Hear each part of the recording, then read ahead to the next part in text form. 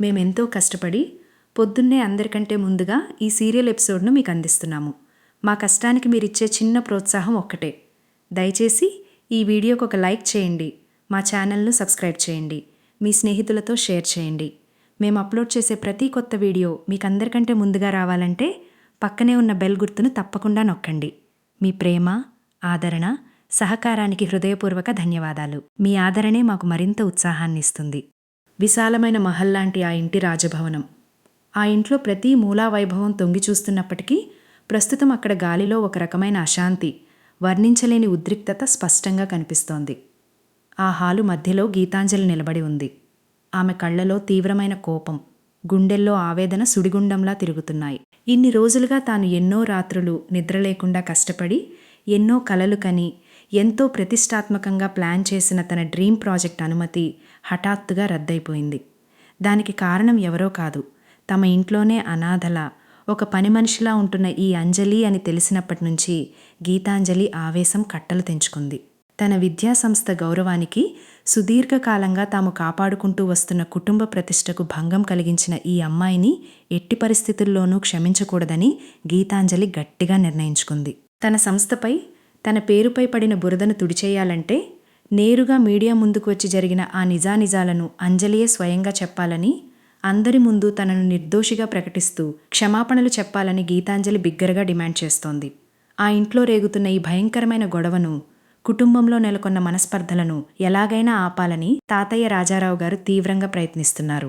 ఆయన ముఖంలో వయసు మళ్లిన అలసటతో పాటు ఒక పెద్ద రహస్యాన్ని దాస్తున్న భయం స్పష్టంగా కనిపిస్తోంది.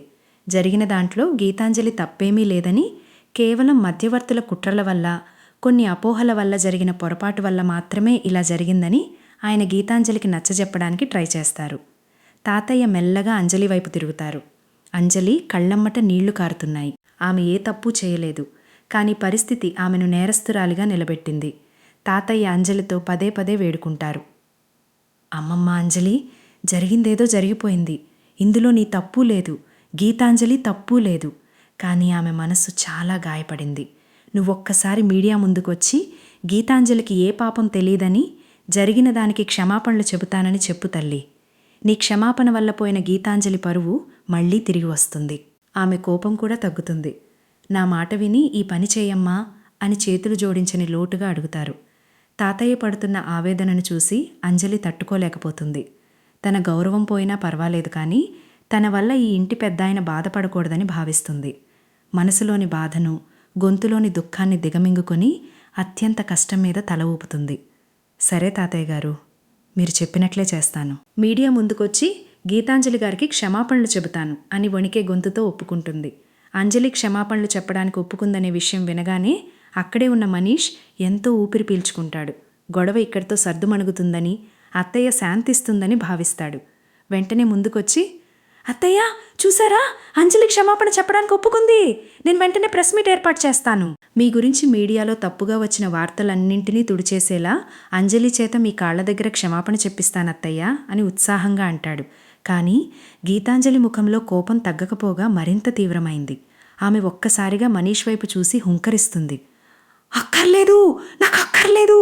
ఇప్పుడు నాకు కావాల్సింది ఆ అమ్మాయి చెప్పే క్షమాపణ కాదు, నేను అడిగే ప్రశ్నలకు నువ్వు చెప్పే సమాధానం కావాలి మనీష్ అని గర్జిస్తుంది. ఆ మాటతో హాలులో ఉన్నవారంతా స్తబ్దతలోకి జారిపోతారు. గీతాంజలి అడుగులు వేస్తూ మనీష్ ముందుకొచ్చి నిలబడుతుంది.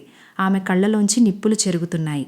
అసలు ఈ అమ్మాయి మన ఇంటికి ఎందుకు వచ్చింది, ఎలా వచ్చింది? ఈ అంజలి వల్ల ఎంత పెద్ద గొడవ జరిగిందో తెలుసుకొని కూడా ఈమెను మన ఇంట్లోకి ఎందుకు రానిచ్చావు మనీష్? మన ఇంట్లో ఎందుకు ఉండనిచ్చావు? నేను చెప్పింది చెప్పినట్లు చేయడం తప్ప నాకు చెప్పకుండా ఏనాడు ఏ చిన్న పని చేయని వాడివి. మరి ఈ అమ్మాయి విషయంలో ఎందుకిలా చేశావు? నేను ప్రాణంగా భావించే ఆశయాలకు ఈమె గండి కొట్టింది. అలాంటి అమ్మాయిని నా కళ్లకు తెలియకుండా ఈ ఇంట్లో ఉంచుతూ నన్ను మోసం చేయడానికి నీకెలా మనసొప్పంది? Manish, I want to know, నాకు నిజం కావాలి అని నిలదీస్తుంది. మనీష్ తలదించుకుని నిలబడతాడు. అతని వద్ద సమాధానం ఉంది, కానీ ఆ సమాధానం చెబితే కుటుంబం కూలిపోతుంది. అత్తయ్య, అది అని తడబడతాడు. గీతాంజలి అతని చొక్కా పట్టుకోనంత పనిచేస్తూ, నా మాటనే వేదంలా భావించేవాడివి, నా కోసం ప్రాణమివ్వడానికైనా ముందుండేవాడివి. నా మాట జవదాటని నువ్వు నాకిష్టం లేని పనిని నేను వద్దనుకున్న మనిషిని ఈ ఇంట్లో పెట్టి పోషించే ధైర్యం ఎలా చేశావు? తల వంచుకుని నిలబడటం కాదు, తల ఎత్తుకుని నా కళ్ళలోకి సూటిగా చూస్తూ సమాధానం చెప్పు మనీష్ అని అరుస్తుంది. మనీష్ కళ్ళలో నీళ్లు తిరుగుతాయి. సారీ అత్తయ్యా, ఆ విషయం నీకు చెప్పకపోవడం నా తప్పే, కానీ నేను అలా చేయక తప్పలేదత్తయ్యా అని దిగులుగా అంటాడు. ఎందుకు తప్పలేదు? ఏంటి నీకొచ్చిన అడ్డంకి అని గీతాంజలి మరింత గట్టిగా అడుగుతుంది. మనీష్ ఇక తట్టుకోలేక, అంజలి ఇక్కడుంటున్న విషయం నీకు చెప్పినా లేదా ఆమెను నీ దగ్గరకు తీసుకువచ్చినా నా మీద ఒట్టు అని తాతయ్య నా దగ్గర మాట తీసుకున్నారత్తయ్య, అందుకే నేను నీకు చెప్పలేకపోయాను అని నిజం బయటపెడతాడు. ఆ మాట వినగానే హాలులో ఉన్న వారందరి దృష్టి తాతయ్య రాజారావు గారి వైపు మళ్ళుతుంది. తాతయ్య మనీష్ వైపు చూస్తూ గంభీరంగా, మాట్లాడవేంటి మనీష్? మీ అత్తయ్య అడుగుతోంది కదా, సమాధానం చెప్పు. మీ అత్తయ్య మాటనే వేదంలా భావించేవాడివి, ఆమె కోసం ప్రాణమిచ్చేవాడివి కదా, మరి మీ అత్తయ్యకి ఇష్టం లేని పని ఎందుకు చేశావో చెప్పు అని తనే నిందను తనపై వేసుకోవడానికి సిద్ధపడతారు. తాతయ్య ప్రవర్తన చూసి గీతాంజలి తట్టుకోలేకపోతుంది. ఆమె మనీష్ వైపు చూస్తూ, అంటే తాతయ్య మీద నీకు గౌరవం ఉంది కానీ నీకు ఈ అత్తయ్య మీద ప్రేమ లేదు కాబోలు, తాతయ్య మాట కోసం నన్ను మోసం చేయడానికి కూడా వెనకాడలేదు కదా అని తీవ్రమైన ఆవేదనతో అంటుంది. మనీష్ చేతులు జోడిస్తూ, అయ్యో అదేం లేదత్తయ్యా, నా మనసులో నీ స్థానం ఎప్పటికీ మారదు, కానీ తాతయ్య మీదున్న గౌరవంతో ఆనాడు మాటకు కట్టుబడాల్సొచ్చింది అని అంటాడు. వద్దు, ఇంకేం చెప్పొద్దు, నీ నోటి నుంచి వచ్చే ఏ మాటను నేనిక నమ్మను అని గీతాంజలి అతడిని పక్కకు నెట్టివేస్తుంది. ఆ తర్వాత ఆమె చూపు నేరుగా తన తండ్రి రాజారావు గారి వైపు మళ్ళుతుంది. తండ్రి కూతుళ్ల మధ్య చూపులు గుచ్చుకుంటాయి. ఒకప్పుడు తండ్రి అంటే అమితమైన ప్రేమ, గౌరవం ఉన్న గీతాంజలి కళ్లలో ఇప్పుడు కేవలం ప్రశ్నలు, అనుమానాలు మాత్రమే కనిపిస్తున్నాయి. ఇప్పుడు మాట్లాడాల్సింది నాన్నతో అని గీతాంజలి మెల్లగా తండ్రి వైపు నడుస్తుంది. ఆమె గొంతులో వణుకు, కళ్లలో నిలదీత స్పష్టంగా ఉన్నాయి. ఏంటి నాన్న ఇది? ఎందుకిలా చేశావు? చెప్పు. నా శత్రువును తీసుకువచ్చి ఇంటి గుండెల్లో ఎందుకు పెట్టుకున్నావు? నా పరువు తీసిన మనిషికి ఈ ఇంట్లో ఆశ్రయం ఇచ్చి నా కంటికి కనిపించకుండా దాచిపెట్టిన రహస్యమేమిటి? ఆ విషయం నా దగ్గర ఎందుకు దాచావు? చెప్పు నాన్న, నాకు సమాధానం చెప్పు అని తండ్రిని గట్టిగా ప్రశ్నిస్తుంది. రాజారావు గారు కళ్ళు మూసుకుని ఒక క్షణం నిట్టూర్చుతారు. ఆయన ముఖంలో చెప్పలేని బాధ. అంటే మీ అమ్మ పనులు చూసుకోవడానికి ఒక మనిషి కావాలి కదా అని కారణం చెప్పడానికి ప్రయత్నిస్తారు. కానీ గీతాంజలి ఆ మాటను మధ్యలోనే తెంచేస్తుంది. ఇదా నీ సమాధానం? మీ అమ్మ పనులు చూసుకోవడానికి మనిషి కావాలా? అసలు ఈ ప్రపంచంలో నీకే మనిషి దొరకలేదా నాన్న? చిటికేస్తే అలాంటి పని మనుషులు 100 మంది వస్తారు. మరి ఈ అమ్మాయే ఎందుకు దొరికింది నీకు? ఈ మనిషే నీకు కావాల్సి వచ్చిందా అని ఈసడించుకుంటుంది. సరే ఫైన్, నిజంగానే మీరు అమ్మ కోసమే ఈమెను తీసుకువచ్చారనుకుందాం. మరి అమ్మ కోసం తీసుకువచ్చినప్పుడు ఇప్పుడు నిజం తెలిసింది కదా, పంపించేయండి, వెంటనే ఈమెను ఇక్కడి నుంచి పంపించేయండి అని గీతాంజలి ఆజ్ఞాపిస్తుంది. అక్కడే ఉన్న భర్త బాలచంద్ర కూడా ముందుకొచ్చి, అవును మామయ్య గారు, ఆ అమ్మాయిని పంపించేయండి, వేరే మనిషిని ఏర్పాటు చేస్తానని గీతాంజలి చెబుతోంది కదా, ఆ అమ్మాయిని పంపించేస్తే గొడవ సర్దుమణుగుతుంది కదా అని సర్ది చెప్పడానికి చూస్తాడు. ఇంట్లోని ఇతర కుటుంబ సభ్యులు, బంధువులు కూడా గీతాంజలికి మద్దతుగా మాట్లాడటం ప్రారంభిస్తారు. పంపించేయండి మావయ్య గారు, ఆ అమ్మాయి వల్ల ఇంట్లో ప్రతిరోజు ఏదో ఒక గొడవ జరుగుతోంది. మమ్మీని బాధపెట్టిన మనిషి మన ఇంట్లో ఎందుకు ఉండాలి తాతయ్య? త్వరగా పంపించేయండి తాతయ్య ప్లీజ్ అని పిన్న వయస్కులు కూడా ఒత్తిడి తెస్తారు. ఏంటి మావయ్య గారు ఇంకా ఆలోచిస్తున్నారు? ఆమెను బయటికి పంపించేయండి అని అందరూ ఒకేసారి రాజారావు గారిని చుట్టుముట్టి అరుస్తారు. ఆ కోలాహలం, ఆ అరుపులు హాలు అంతటా ప్రతిధ్వనిస్తాయి. రాజారావు గారిపై అందరూ ఒత్తిడి పెంచుతున్నారు. ఆయన నిశ్చలంగా నిలబడి ఉంటారు. కానీ ఒక్కసారిగా ఆయన సహనం నశిస్తుంది. కళ్ళు పెద్దవి చేసి అపారమైన ఆవేశంతో, గంభీరమైన స్వరంతో గర్జిస్తారు. పంపించలేను, నేను అంజలిని మన ఇంట్లోంచి పంపించలేను, పంపించలేను, పంపించలేను. ఆ గర్జనకు ఇంట్లో ఉన్నవారంతా ఒక్కసారిగా దిగ్భ్రాంతికి గురవుతారు. అంతవరకు శాంతమూర్తిగా ఉన్న రాజారావు గారు ఇంత కఠినంగా మాట్లాడటం ఎవరూ ఊహించలేదు. గీతాంజలి ఆశ్చర్యంతో, తీవ్రమైన ఆగ్రహంతో తండ్రి వైపు చూస్తుంది. ఎందుకు పంపించలేరు నాన్న అని అడుగుతుంది. రాజారావు గారు గొంతు సర్దుకుని కంటి నుంచి జారే నీటి బొట్టును ఆపుకుంటూ, తనకి నేను మాటిచ్చాను, తన పనులు పూర్తయ్యే వరకు మీ అమ్మ పనులు చూసుకుంటూ మన ఇంట్లోనే ఉండమని నేను అంజలికి మాటిచ్చాను, ఇంతకంటే నేను ఇంకేమీ చెప్పలేను అని ఖచ్చితంగా తేల్చి చెబుతారు. గీతాంజలి మనసు ముక్కలైపోతుంది. తండ్రి తన మాట కంటే ఒక పరాయి అమ్మాయికి ఇచ్చిన మాటకే ఎక్కువ విలువ ఇస్తున్నాడని ఆమెకు అర్థమవుతుంది. చెప్పొద్దు, ఇంతకంటే మీరు ఇంకేమీ చెప్పొద్దు, కానీ నేను ఒకటి అడుగుతాను, దానికి మాత్రం సమాధానం చెప్పండి నాన్న. ఇప్పుడు నేను ముఖ్యమా లేక ఈ అంజలి ముఖ్యమా అని అడుగుతుంది. ఆ క్షణంలో రాజారావు గారి మనస్సులో పాత జ్ఞాపకాలు, అంజలికి తానిచ్చిన రహస్య వాగ్దానం మెదులుతాయి. ఆనాడు అంజలితో ఆయన అన్న మాటలు ఆయన మనసులో ప్రతిధ్వనిస్తాయి. ఖచ్చితంగా ఏదో ఒక రోజు నీకు నిజం గుర్తు వస్తుందమ్మమ్మ. ఆ రోజు ఖచ్చితంగా మీ అమ్మ గురించి నీకు చెబుతాను. చెప్పడం ఏంటమ్మా? నేనే దగ్గరుండి నిన్ను నీ అమ్మ దగ్గరికి తీసుకెళ్తాను. మీ తల్లి కూతుళ్లను నేనే కలుపుతానమ్మా, నేనే కలుపుతాను. ఆ జ్ఞాపకం ఆయన్ను కట్టిపడేస్తుంది. ఆ రహస్యాన్ని ఇప్పుడు బయట పెడితే మొత్తం కుటుంబ వ్యవస్థే చిన్నభిన్నమైపోతుంది. అందుకే ఆయన మనసులో ఎంత నరకం అనుభవిస్తున్నా పెదవులు విప్పి నిజం చెప్పలేకపోతారు. గీతాంజలి కళ్ళలోకి చూస్తూ కఠినంగా, అంజలికిచ్చిన మాట మీద నిలబడటమే నాకు ముఖ్యం అని ప్రకటిస్తారు. గీతాంజలి ముఖంలో రంగులు మారతాయి. ఆవేదన, ఆగ్రహం, అవమానం కలగలిసి ఆమెను ఊపిరాడకుండా చేస్తాయి. అంటే ఈ అంజలి మీకెక్కువనే కదా అర్థం? నాకన్నా ఈ అంజలి మీదే మీకు ప్రేమ ఎక్కువని కదా అర్థం అని అడుగుతుంది. రాజారావు గారు మౌనంగా ఉండిపోతారు. ఆయన మౌనం ఆమె అనుమానాన్ని నిజం చేసినట్లవుతుంది. బాలచంద్ర తట్టుకోలేక ముందుకొస్తాడు. అలా మౌనంగా ఉంటారేంటి మావయ్య గారు? ఏమైంది మీకు? ఎందుకిలా ప్రవర్తిస్తున్నారు? గీతాంజలి విషయంలో మీరిలా ప్రవర్తించడం నేనెప్పుడూ చూడలేదు. మాట్లాడండి మావయ్య గారు. మీ మనసులో ఏముందో మనసు విప్పి మాట్లాడండి. ఇలా మౌనంగా ఉంటే ఎలా అని ప్రశ్నిస్తాడు. గీతాంజలి భర్తను వారిస్తుంది. అక్కర్లేదు, ఈయన మాట్లాడక్కర్లేదు, ఈయన మౌనమే మాట్లాడుతోంది కదా. ఇక ఈయన నోటి నుంచి వినడం ఎందుకు? ఇప్పుడు నేను చెబుతోంది రాజారావు కూతురుగా చెప్పడం లేదు, బాలచంద్ర గారి భార్యగా చెబుతున్నాను. నాకు గౌరవం ఇచ్చి, నా మాటకు విలువ ఇచ్చి, ఈ అంజలిని ఈ ఇంట్లోంచి పంపించిన తర్వాతే నేను ఈ ఇంట్లో కాలు పెడతాను, చచ్చినా ఈ ఇంట్లో కాలు పెట్టను అని భయంకరమైన శపథం చేస్తుంది. అక్కడున్నవారంతా అత్తయ్యా అత్తయ్యా ఆగండి అని పరుగెత్తుకుంటూ వస్తారు. మనీష్ ఆమె చేయి పట్టుకోవడానికి ప్రయత్నిస్తాడు. గీతాంజలి ఒక్కసారిగా చేయి విసిరి కొడుతుంది. ఆగు, మీ తాతయ్యతో కలిసి నన్ను మోసం చేసి అంజలి విషయం నాకు చెప్పకుండా దాచిపెట్టిన నువ్వు మంచి చెడుల గురించి నాకు చెబుతున్నావా?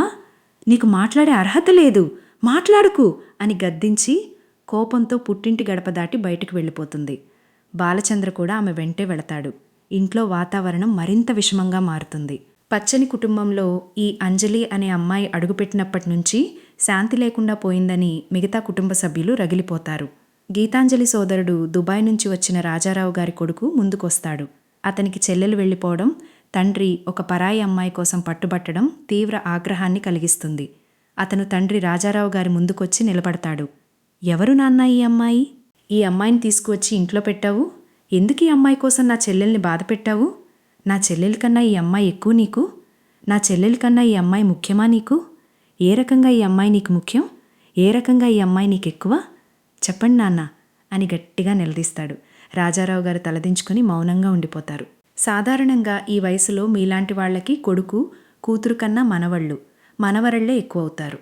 ఆ మనవరళ్ల విషయంలో కూతురుతో గానీ కొడుకుతో గానీ గొడవ పడితే అర్థం ఉంది. కానీ ముక్కు మొహం తెలియని ఇలాంటి పరాయి మనిషి గురించి కూతురుతో గొడవ పట్టమేంటి నాన్నా? కూతురు నొచ్చుకునేలా బాధ పెట్టడమేంటి? ఏ తండ్రి అయినా కూతురు కన్నా పరాయి మనిషికి ఎక్కువ విలువిస్తాడా? ఏ తండ్రి అయినా పరాయి మనిషి కోసం కూతుర్ని వదులుకోవడానికి సిద్ధపడతాడా అని కడిగేస్తాడు. అయినా రాజారావు గారి నుంచి ఏ సమాధానం రాదు.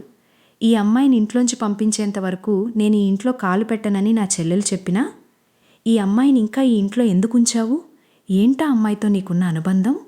మౌనం సమాధానం కాదు నాన్నా, మాట్లాడండి అని కొడుకు కోపంతో ఊగిపోతాడు. మీరు మౌనంగా ఉన్నంత మాత్రాన నేను వదిలేస్తాననుకోవద్దు. ఏ విషయాన్ని నేనంత తేలిగ్గా వదలను అన్న విషయం మీకు బాగా తెలుసు. చెప్పండి నాన్న, నిజం చెప్పండి. సహనానికి కూడా ఒక హద్దు ఉంటుంది. సహనం హద్దు దాటినా, నేను గీత దాటినా పరిస్థితి వేరేలా ఉంటుంది. దయచేసి నా సహనానికి పరీక్ష పెట్టకుండా విషయమేంటో చెప్పండి నాన్న. కన్న కూతురు కన్నా ఈ అమ్మాయికి మీరెందుకంత ఇంపార్టెన్స్ ఇస్తున్నారు?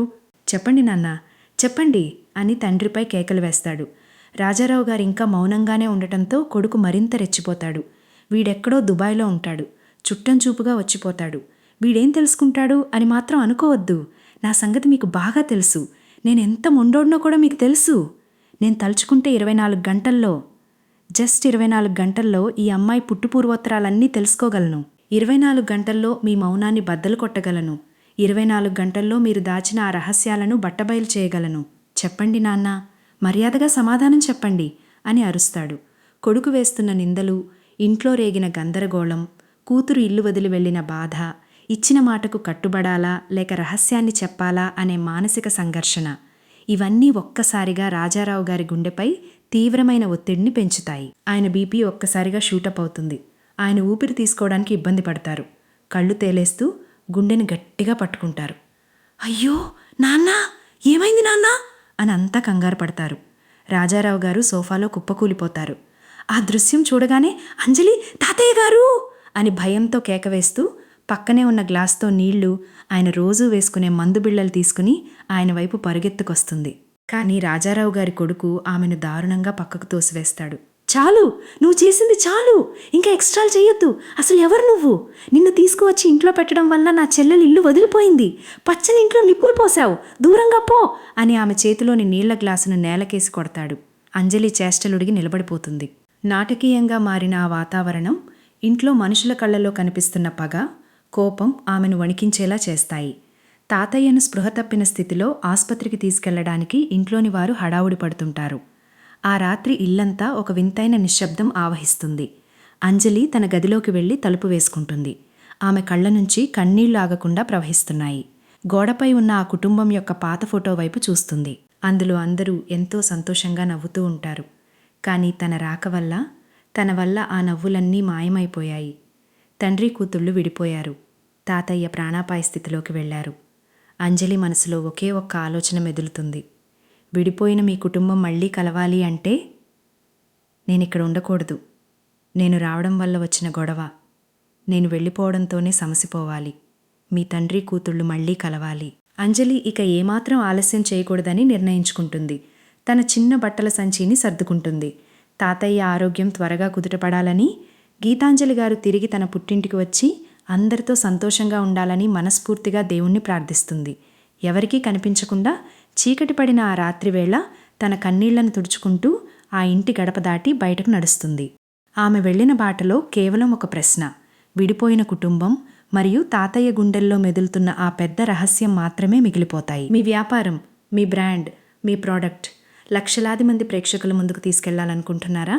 అయితే ఇదే మీకు సరైన అవకాశం. మీ ప్రకటనను మా వీడియో ప్రారంభంలో ప్రత్యేకంగా ప్రసారం చేస్తాము.